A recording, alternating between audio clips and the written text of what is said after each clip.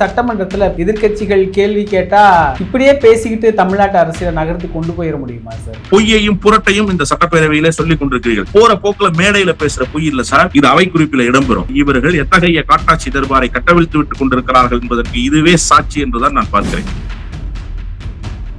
100 நாள் ஆட்சி, ஒரு யுகத்திற்கான மக்களின் மனசாட்சினால விளம்பரம். எதுக்கு சார் 10வது மாடியில அவருக்கு அலுவலகம்? செஞ்சாஜி கோட்டை வெள்ளைக்காரன் கட்டியது சார். எல்லோரும் அங்கேதான் பணியாற்றினார்கள். அப்போதும் முதலமைச்சர்களுடைய செயலாளர்கள் அங்கேதான் இருந்தார்கள். இப்பதான் புதுசா 100 சதுரடிக்குள்ள அறை எடுத்து வேலை பார்க்கறாங்களா? ஆதவ அர்ஜுன் சொல்றாரு பிடபிள்யூடி மினிஸ்டர், அந்த இடம் போதுமானதாக இல்லைன்னு. அதெல்லாம் ஒரு வெங்காயமும் கிடையாது. உண்மை என்னன்னா, அவர் ஜோசியம் பார்த்து எல்லாவற்றையும் செயல்படுத்தக்கூடியவர். முதல் மாநாட்டை எங்கே கூட்டினார்? விக்கிரவாண்டி சார். ஏன் விக்கிரவாண்டியில கூட்டினாரு? வி என்கிற லெட்டர்ல தொடங்கணும். அதனாலதான் வெற்றி கழகம், விஜய் வி, வி சாலை வி, எல்லாவற்றையும் வி. இதை குறித்து கொடுத்தவர் ஜோசியக்காரர். அவருக்கு ஆஸ்தான ஜோசியர் என்ன பண்ணிட்டாருன்னா, நீங்க நாமக்கல் கவிஞர் மாளிகைக்கு வந்துருங்கன்னு சொல்றாரு. அந்த 10 அடுக்கு நாமக்கல் கவிஞருடைய மாளிகையை கட்டியவர் முத்தமிழறிஞர் டாக்டர் கலைஞர். ஆதவ அர்ஜுன் சொன்னதுல தற்காலிகமாகத்தான் இந்த முதலமைச்சரினுடைய அறை அங்கே மாற்றப்படுகிறதுங்கிறாரு. எதன் பொருட்டு இது மாற்றி அமைக்கப்படுகிறது விளக்கம் இருக்கா? நிரந்தரமாக எங்கே போய் அவர் இருக்க போகிறார்? பனையூர் பங்களாவிலே இருக்க போகிறார். அப்ப இதற்கு எதற்காக 5,5 கோடி ரூபாய் செலவு? டெண்டர் விட்டுறதுக்கு முன்னாடி பணிகள் ஆரம்பிச்சிருக்குது. பணிகள் ஆரம்பிச்சதுக்கு பிறகு அவங்க டெண்டர் விட்டுருக்காங்க. 5,5 கோடி ரூபாய்க்கு ஒப்பந்த புள்ளிகள் கோருவதற்கு எவ்வளவு கோடி ரூபாய்க்கு எடுக்கணுங்கிற விவரமும் எதுவும் தெரிவிக்கப்படல. 5,5 கோடி ரூபாய் குறித்த தகவலும் இல்ல. இந்த டெண்டர் எதன் பொருட்டு விடப்படுகிறது, எவ்வளவு ரூபாய்க்கு விடப்படுகிறது மென்ஷன் பண்ணவே இல்லை. ஒப்பந்தத்தை இன்னும் கொடுக்கவில்லை என்று நிறைந்த சட்டப்பேரவையில் ஒரு முழு பூசணிக்காயை சோற்றில் மறைக்கிற வேலையை செய்கிறார் ஆதவ அர்ஜுன். உறுதி செய்யப்படாமல் எப்படி சார் அங்க வேலை தொடங்குச்சு? இந்த முதல்வர் அறை விவகாரத்துல வசமா மாட்டிட்டாங்களா சார்? இந்த அரசினுடைய லட்சணம் என்ன தெரியுமா?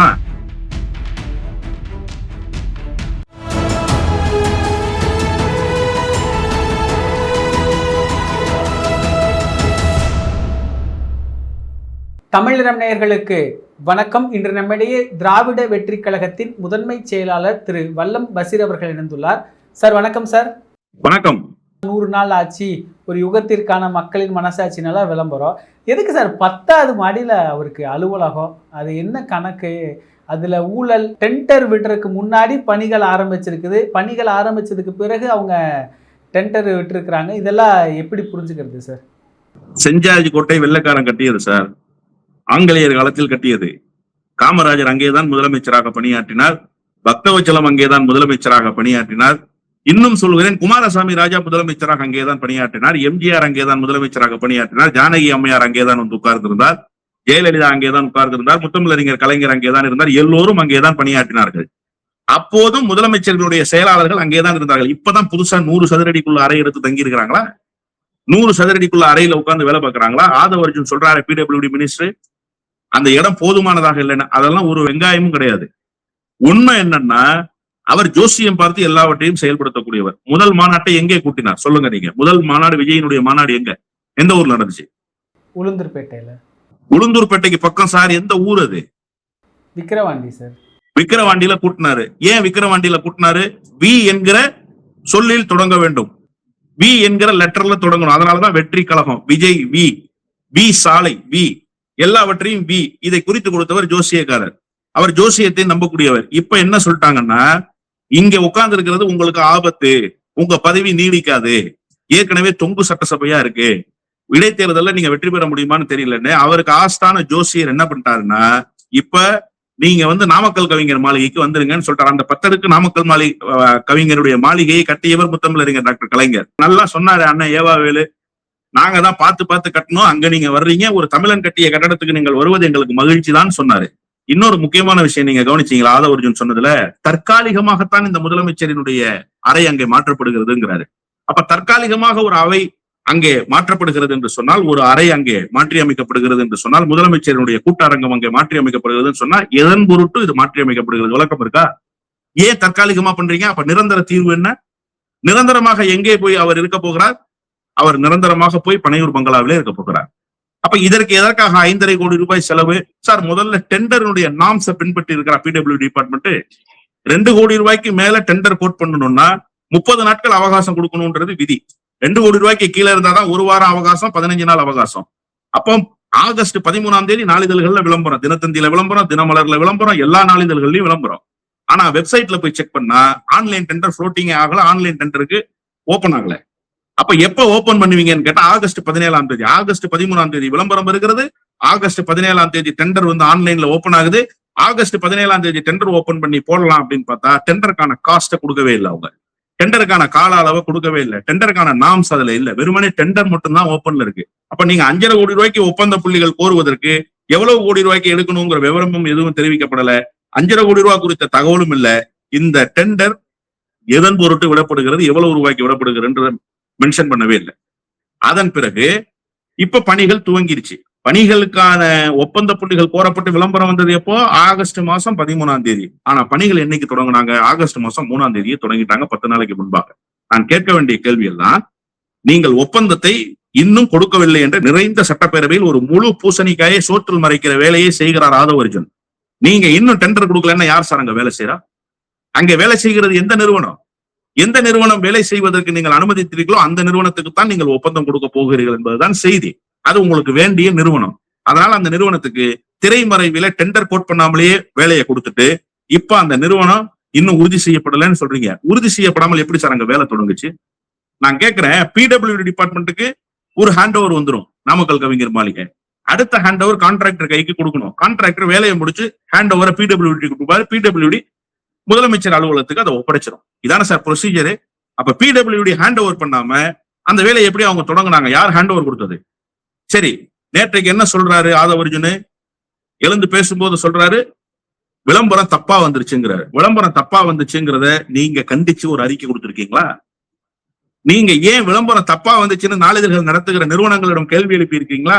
ஒரு அரசு அறிவிப்பை வெளியிடாமல், ஒரு அரசு அறிக்கை கொடுக்காமல், அரசு விளம்பரம் தராமல் எப்படி சார் ஒப்பந்த புள்ளிகள் கோரப்படலாம்னு சொல்லி விளம்பரத்தை போடுவாங்க நாளிதழ்? தவறா நாம் பேசினதாக சொல்லி செய்திகள் போட்டாலே நாளைக்கு மறுப்பு செய்தி போடுனால்தான் நியதி. அப்ப தவறாக அச்சடிக்கப்பட்டுருச்சுன்னா ஆகஸ்ட் மாசம் 13ஆம் தேதி தவறாக அச்சடிக்கப்பட்டிருக்கு. என்ன செய்து கொண்டிருக்கு இந்த அரசு? ஏன் அதற்கு மறுப்பு போட சொல்லல? அந்த ஒப்பந்த புள்ளிகள் கோருவதாக வந்த விளம்பரம் தவறானது, நாங்கள் வருத்தம் தெரிவித்துக் கொள்கிறோம், அரசினுடைய முழு அறிவிப்பு வந்தவுடன் வெளியிடுவோம் சொல்லுமா நாளிதழ் நிறுவனங்கள்? எந்த விளம்பரத்தை நாளிதழ்கள் போட்டதோ அந்த நாளிதழ்கள்ல இந்த மறுப்பு வருமா? அவங்க டாக்குமெண்ட்ஸ் தூக்கி போட்டுருவாங்க. ஏன்னா இந்த ஒப்பந்த புள்ளிகள் கோர வேண்டும் என்கிற விளம்பரத்தை கொடுத்ததே பிடபிள்யூடி டிபார்ட்மெண்ட் தான். உங்க டிபார்ட்மெண்ட்ல இந்த ஒரு விளம்பரம் போயிருக்கு, அது குறித்த கேள்வி எழுப்புனா அந்த கேள்விக்கு நீங்க மடைமாற்றுவதற்காக பொய்யையும் புரட்டையும் இந்த சட்டப்பேரவையில சொல்லிக் கொண்டிருக்கிறீர்கள். போற போக்குல மேடையில பேசுற பொய் இல்ல சார், இது அவை குறிப்பில இடம்பெறும். 10 ஆண்டுகள் கழித்து அவை குறிப்பை எடுத்து பார்த்தால் யார் என்ன பேசியிருக்கிறார்கள் என்பது தெரிய வரும். ஒரு அமைச்சர் பொறுப்பில இருக்கக்கூடியவர் இத்தகைய வேலையை செய்கிறார்கள் என்று சொன்னால் இவர்கள் எத்தகைய காட்டாட்சி தர்பாரை கட்டவிழ்த்து விட்டுக் கொண்டிருக்கிறார்கள் என்பதற்கு இதுவே சாட்சி என்றுதான் நான் பார்க்கிறேன். இப்போ நீங்க குறிப்பிட்ட மாதிரி 100 நாள் ஆட்சி, ஊழல் இல்லாத ஆட்சி அப்படிங்கிறதுல இந்த முதல்வர் அறை விவகாரத்துல வசமா மாட்டிட்டாங்களா சார்? ஆதாரத்தோட சிக்கிட்டாங்க, அப்படி புரிஞ்சுக்கலாமா? இந்த ஆட்சி துவங்கியதே ஊழல்ல தான் சார். முதல்ல ஒண்ணு நல்லா தெரிஞ்சுக்கங்க, ஊழல் என்றால் என்ன? எசக்கி சுப்பையாவை அம்பாசமுத்திரம் தொகுதியிலிருந்து ராஜினாமா செய்ய வைத்ததற்கு பின்னால் ஊழல் இல்லையா? மரகதம் குமரவேல மதுராந்தகத்தில் ராஜினாமா செய்ய வைத்ததற்கு பின்னால் ஊழல் இல்லையா? அதிமுகவினுடைய அக்ரி கிருஷ்ணமூர்த்தி ரொம்ப நல்லா கேட்டாரு, அண்ணா OS மணியன் கூட ரொம்ப நல்லா கேட்டார் அன்னைக்கு. நீங்க ஊழலுக்கு எதிரான ஆட்சின்னு சொல்றீங்க, ஆனா எங்க கட்சியில ஊழல் வழக்குல குற்றம் சாட்டப்பட்டு FIR போடப்பட்டிருக்கிற முன்னாள் அமைச்சர்களை எல்லாம் கூட்டு வந்து சேர்த்துக்கிட்டீங்களே அப்படின்னு சொன்னீங்க. அப்ப இதுக்கு பேர் ஊழல் இல்லையா? அவர்கள் என்ன விஜயின் மீது வசீகரம் கொண்டு விஜயினுடைய அரசியலால் ஈர்க்கப்பட்டு அந்த கட்சிக்கு போனாங்களா? இதே விஜய் தோற்க வேண்டும் என்று இந்த தேர்தலில் களமாடியவர் விஜயபாஸ்கர். இதே விஜய் தோற்க வேண்டும் என்று இந்த தேர்தலில் பேசியவர் அம்பாசமுத்திரத்தினுடைய சட்டமன்ற உறுப்பினர் எசக்கி சுப்பையா. அப்ப யாரெல்லாம் விஜயை எதிர்த்தார்களோ அவர்கள் எல்லாம் தேர்தல் வெற்றிக்கு பிறகு அவர்களுடைய பதவியை ராஜினாமா பண்ணிட்டு வந்ததற்கு பின்னால் குதிரை பேரம்னு ஒண்ணு நடக்கலையா? பல கோடிகள் கைமாறவே இல்லையா? வைகோ கிட்ட இந்த விஜய் சொன்னதாக வைகோ ஒப்புக்கொண்டாரு. நீங்க இடைத்தேர்தலில் ராஜினாமா பண்ணிட்டாங்கன்னா உங்க சட்டமன்ற உறுப்பினர்களா நான் ஜெயிக்க வைக்கிறேன் அப்படின்னு சொன்னாருன்னு. அதுக்கு பேர் என்ன? அப்ப ஊழலினுடைய ஊற்றுக்கண்ணில் தான் இந்த அரசே துவங்கியது. ஒண்ணு வேணாம் சார், நான் ரொம்ப சிம்பிளா வர்றேன், எளிய மக்களுக்கு புரியும்படியாக சொல்றேன். நான் தப்பு பண்ணிட்டேன், நான் ஊழல் பண்ணிட்டேன் இல்லையா? என்ன கைது செய்துட்டாங்க. என்ன கைது செய்து எங்க கொண்டு போவாங்க? நீதிமன்றத்துக்கு கொண்டு போவாங்க. நீதிமன்றத்துல நான் ஊழல் செஞ்சுட்டேன்னு யாரு வாதாடணும்? அரசு தரப்பு வழக்கறிஞர் வாதாடணும். அந்த அரசு தரப்பு வழக்கறிஞர் பொறுப்பை ஒரு வழக்கறிஞருக்கு வழங்குவதற்கே பணத்தை வாங்கி கொண்டு ஊழல் செய்த அரசு இந்த அரசு. இதை நான் சொல்லல சார், அந்த கட்சியை சேர்ந்த ஒரு பெண் நிர்வாகி குற்றச்சாட்டு வச்சிருக்காங்க. இந்த அரசினுடைய லட்சணம் என்ன தெரியுமா? யார் குற்றச்சாட்டு வைத்தார்களோ குற்றம் சாட்டப்பட்டவர் மீது நடவடிக்கை எடுக்கணும். அதானே சரி. ஒருத்தன் தப்பு பண்ணிட்டான்னு நான் சொல்றேன் சார், தப்பு பண்ணவங்க மேல இந்த அரசு நடவடிக்கை எடுக்காது. தப்பு பண்ணிட்டாங்கன்னு புகார் சொன்னவங்க மேல நடவடிக்கை. இந்த அரசினுடைய லட்சணம் இதுதான். இந்த அரசு தான் ஊழலுக்கு எதிரான அரசா? இந்த அரசு தான் லஞ்ச லாவண்யத்துக்கு எதிரான அரசா? வாங்க நாளைக்கு ஒரு பத்திரப்பதிவு அலுவலகத்துக்கு போவோம், எங்காவது தமிழ்நாட்டில் ஒரு பத்திரப்பதிவு அலுவலகத்தை செலக்ட் பண்ணிக்குவோம், இதே அமைச்சர் பெருமக்களை ஒருத்தரை போய் அழைச்சுக்குவோம். எந்த இடத்திலாவது முத்திரைத்தாள் குறிப்பிட்ட விலையில் வாங்கி பத்திரப்பதிவு செய்யப்படுதுன்னு சொல்லுங்க. கமிஷன் தொகை முத்திரைத்தாளுக்குமான தொகை மட்டும்தான் 100 ரூபாய், பத்திரத்துக்கு 110 ரூபா வாங்கணும், அதான விதி, அவ்வளவுதான் வாங்குறாங்கன்னு சொல்லுங்க. 150 ரூபா வாங்குறது இல்லைன்னு சொல்லுங்க. ஆன்லைன்ல வந்துருச்சு சார் பத்திரப்பதிவு. இப்போ ஆன்லைன்ல பதிவு பண்றதுக்கு அரசு நிர்ணயித்திருக்கிற கட்டணம் மட்டும்தான் ஸ்டாம்ப் சார்ஜா வாங்குறாங்களா? வேற தொகையை வாங்குறது இல்லையா? சலான் கட்டுறது 5000 ரூபாய்க்கு சலான் கட்டணும், 5000 ரூபாய் மட்டும் தான் சலான் கட்டுறாங்களா? எல்லா இடங்களிலும் லஞ்சம் இப்போதும் தலை விரித்தாடுகிறது. ஒரு விஓ காசு வாங்குறது இல்லையா? ஒரு ரெவென்யூ ஆபீசர் காசு வாங்குறது இல்லையா? எல்லாரும் காசு வாங்கிட்டு தான் இருக்காங்க. எந்த இடத்திலும் காசு வாங்குறது நிறுத்தப்படல. ஆனா இந்த அரசு வெறும் வாய்ச்சவடால் பேசிக்கொண்டே இருக்கிறதே தவிர செயலிலே இந்த அரசுக்கு எதுவுமே இல்லை. மொத்தத்தில் ஊழலினுடைய ஊற்றுக்கண்ணே இந்த அரசு தான். அதற்கு சாட்சி என்னவென்று கேட்டால், இப்போது நாமக்கல் கவிஞர் மாளிகையில் கொல்லைப்புற வழியாக இந்த 5.5 கோடி ரூபாய்க்கு விடப்பட்டிருக்கிற டெண்டர் தான் சாட்சி. இப்ப இடைத்தேர்தல்ல திராவிட முன்னேற்ற கழகத்தோடு இருந்த காங்கிரஸ், விடுதலை சிறுத்தைகள் கட்சி, மறுமலர்ச்சி திமுக, இந்திய யூனியன் முஸ்லீம் லீக், மார்க்சிஸ்ட் கம்யூனிஸ்ட், இந்திய கம்யூனிஸ்ட், இப்படி எல்லா கட்சிகளும் வெளியேறிவிட்டன. மார்க்சிஸ்ட் கம்யூனிஸ்டும் இந்திய கம்யூனிஸ்டும் வெளியிலிருந்து ஆதரவு, மீதி எல்லோரும் உள்ளுக்குள் இருந்து ஆதரவு. உளுந்தூர்பேட்டையில அண்மையில நடந்த மாநாட்டிலே அண்ணன் எழுச்சி தமிழர் திருமாவளவன் அறிவித்திருக்கிறார். என்ன சொல்றாரு? நாங்க தமிழ் தேசிய களத்துல 2 கட்சிகளும் சேர்ந்து தமிழ்நாட்டு அரசியல் களத்தில் இயங்க போகிறோம் என்று சொல்கிறார். உண்மையிலேயே அவர் இயங்க போவது சரிதான் என்று சொன்னால், அவருடைய கூற்று சரிதான் என்று சொன்னால், கூட்டணியில் நாங்கள் 100% சரியாக இருக்கிறோம் என்பதை அந்த மாநாட்டை கூட்டி அண்ணன் திருமாவளவன் அறிவித்து விட்டார் என்றுதான் பொருள்.